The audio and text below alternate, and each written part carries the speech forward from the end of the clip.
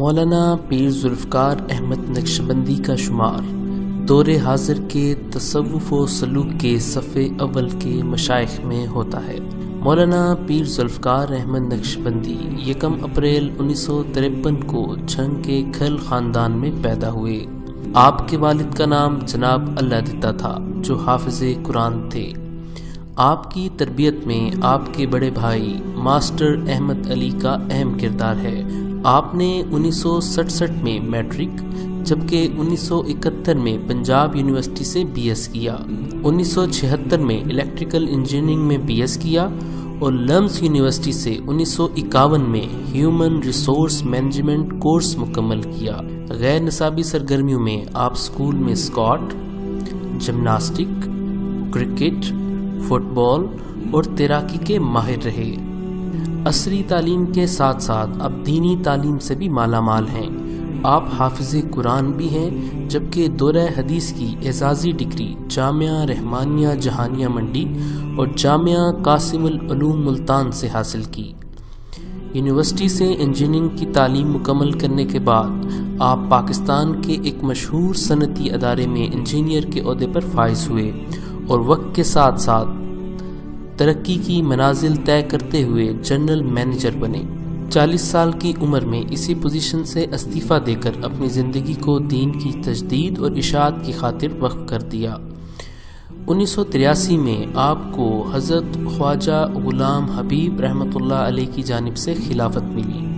آپ کی شادی حضرت خواجہ محمد عبد المالک صدیقی رحمۃ اللہ علیہ کی صاحبزادی سے ہوئی، جن سے آپ کے 2 صاحبزادے ہیں، جن میں مولانا پیر حبیب اللہ نقشبندی اور مولانا پیر سیف اللہ نقشبندی شامل ہیں۔ آپ کی آواز میں قدرتی طور پر حلاوت پائی جاتی ہے۔ آپ نصیحانہ اور مشفقانہ انداز میں بات کرتے ہیں۔ آپ کا انداز بیاں شیریں، پرکشش، پر اثر اور موقع محل کے مطابق ہوتا ہے۔ آپ کے بیانات نصیحت بشکل وصیحت ہوا کرتے ہیں جو اصلاح و تربیت پر مشتمل ہوتے ہیں۔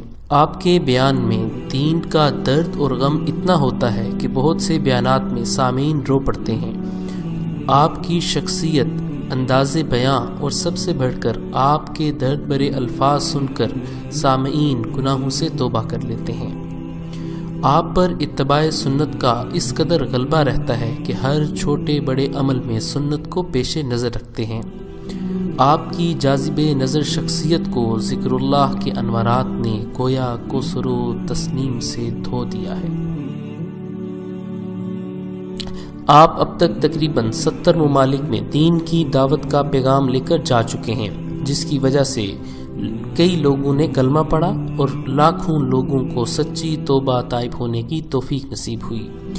ان ممالک میں سعودی عرب، سنگاپور، تھائی لینڈ، مصر، بھارت، ملیشیا، انڈونیشیا، نیپال، بنگلہ دیش، سویڈن، آسٹریلیا، ڈنمارک، فرانس، امریکہ کی 22 ریاستیں، روس کی 9 ریاستیں، فن لینڈ، افغانستان، ترکی، ہنگری، برطانیہ، اٹلی، جرمنی، ناروے اور ساؤتھ افریقہ کے علاوہ دوسرے ممالک شامل ہیں۔ آپ اردو کے علاوہ عربی اور انگریزی میں بھی بیانات کرتے ہیں۔ آپ کی شدید محبت الہی، کامل اتباع سنت اور شریعت پر استقامت کی ایک دلیل یہ بھی ہے کہ ہزاروں علماء کرام اور طلباء دین آپ کے حلقہ ارادت میں شامل ہیں۔ آپ کو سننے والوں میں ایک بڑی تعداد بھارت سے تعلق رکھتی ہے۔ بھارت کی رپورٹس کے مطابق 2 حضرات اس سے پہلے گزرے ہیں جنہوں نے پورے بھارت پر اثرات ڈالے۔ ان میں ایک حضرت خواجہ معین الدین چشتی اجمیری رحمۃ اللہ علیہ اور دوسرے سید احمد شہید رحمۃ اللہ علیہ ہیں، اور اب مولانا پیر ذوالفقار احمد نقشبندی ہیں جن کو اللہ نے لاکھوں انسانوں کی زندگیاں بدلنے کا سبب بنایا ہے۔ آپ متعلقین کو رسمی رواجی پیروں کی طرح صرف دعائیں ہی نہیں دیتے بلکہ ان کو تعلیم و تربیت، علم و آگاہی، حکمت و عرفان کی دولت سے بھی نوازتے ہیں۔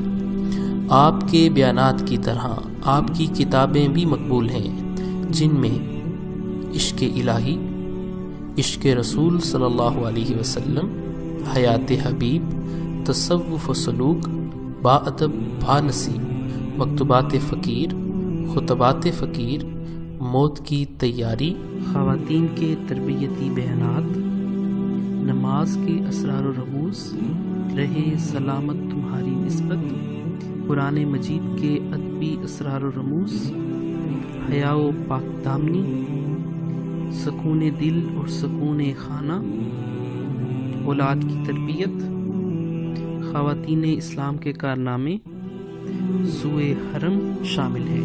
آپ نے 1984 میں دارالعلوم جھنگ قائم کیا، جبکہ 1986 میں خواتین کے لیے جامعہ عائشہ صدیقہ رضی اللہ تعالی عنہا کا قیام کیا، جس کی پرنسپل آپ کی اہلیہ ہیں۔ جھنگ میں ایک بڑے منصوبے کی بنیاد رکھی، جسے معہد الفقیر الاسلامی کا نام دیا گیا۔ اس میں اس وقت درس نظامی، تخصص الفقہ، دارالفتہ، مسجد اور دیگر شعبہ جات قائم ہیں۔ مکتبۃ الفقیر کے نام سے 1999 میں کتب کی اشاعت کا ادارہ قائم کیا، جس کے سیل سینٹر مختلف ممالک اور شہروں میں موجود ہیں، جس سے لاکھوں کتابوں کی اشاعت ہو چکی ہے۔